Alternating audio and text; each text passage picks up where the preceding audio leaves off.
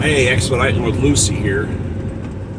So last night I'm doing a night crossing. I'm in Arkansas, Missouri. What's the difference? I'm on Interstate 20, diddy bopping along, traffic's light, life is good.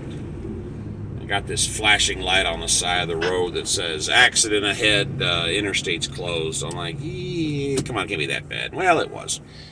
So I pull up to exit, I want to say 77, whatever state that's in. And they've got the big flashing sign, everybody get off. And I look over on the by the main lanes, and they have traffic barrels that actually pinch the traffic off the highway. So the handful of cars and quite a few trucks are getting off the highway. We slow down, and right about the time I'm hitting the off ramp, some dude goes flashing by in a show-off lane at highway speeds. There's those traffic barrels blocking the highway. This guy doesn't take his foot off the gas. He's like, oh, okay. And he slams into one of these barrels, and I see, because of my angle, I can see it. And when he smashes this barrel, it squeezes it. Bends it in half. It wraps up on the hood.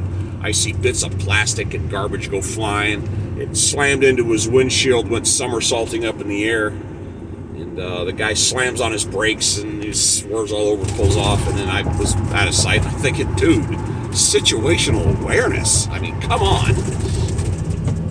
So I've got Waze up, and there's not really telling you what to do, but I took my fingers on Waze. You grab it, you shoot, and you can see a bigger map, and it's like, okay, turn north, go 3 miles, catch this highway, run parallel for whatever distance, get back on the highway, no problem. Yeah, So I turn right, I go about 2 miles, and I come around a corner, and traffic's dead stop. So I stop, and we sit there.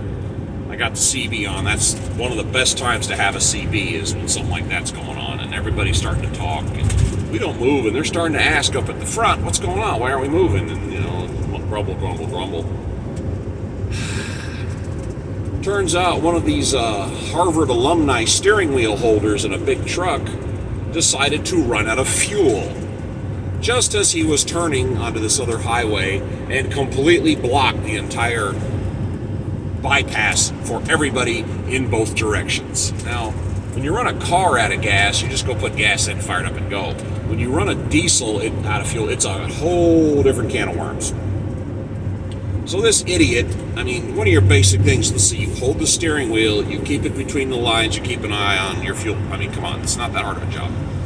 So this idiot stopped. We didn't move for like 20 minutes. We're just sitting there. There's no plan. So I do a slow U-turn with Lucy, and I bring my map in, and I look, and I can go south, but you gotta go way south to get around all this. So I don't have a choice. I got a delivery to make here. So I started driving south, and I had to go to a little town that was 27 miles down a 2-lane, twisty, windy road with a 55-mile-an-hour speed limit in a convoy of trucks going 30 and 35 miles an hour, which was just joyous. And they were all talking on the radio, just blah, blah, blah, blah. They're not talking about anything. And we just lazily go 27 miles south to make a quick U-turn and go 22 miles back north to get back on the highway. Magical. And you've got to remember that when you're doing your runs, the unforeseen stupidity of things that happen. The little diversion wasn't that big of an issue, but you got to remember the idiot factor of this truck requires fuel. Apparently hadn't, come into the equation anywhere. But that's one of the things you got to remember, is there are so many unforeseen delays. I know a guy that did a cannonball, and he was in Los Angeles, and he was way ahead of the curve. He had the record. He was a 2-man team, and they had the record. And they got into Los Angeles, and there's a guy standing in the middle of the interstate, blocking the interstate, holding a knife to his wife/girlfriend/sister's neck. And they mad at her, gonna kill her, and the whole highway stopped. And these guys had to turn around and backtrack 60 miles to go around this mess to get to the finish line, and they missed the record by like 16 minutes. There's just so many variables of your trip. It's mind-boggling how many things are going to delay you. But the little side delay didn't bother me. The idiot that ran out of fuel in the middle of all that really kind of got on my nerves. because that costs time and fuel and money.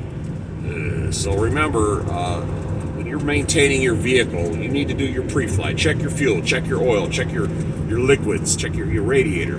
Get out and check your turn signal. You need all that stuff working. You really do. It's not just you that it affects. It affects everybody around you sometimes. Because driving, like it or not, is dancing. We're all dancing together. Big line dance. We're all dancing together. One person gets out of step and it whiplashes and causes problems. And I've seen a couple of bizarre accidents happen right in front of me. Driving along, all of a sudden you see smoke and a car's whipping around in circles and slams into the concrete wall. You see a tire go flying and go, well, that was interesting. You just got to remember, we all got to work together out here, and it's just, pay attention. Jeez, that dude that hit that barrel. There's these giant barrels, they're orange, they got reflective tape, and there's like 30 of them in the road, and this guy doesn't see them, Okay. Alrighty, well, I'm back here in Texas. I'm taking some time off, and I'll be back with you guys later. It's Expedite with Lucy. I'm out.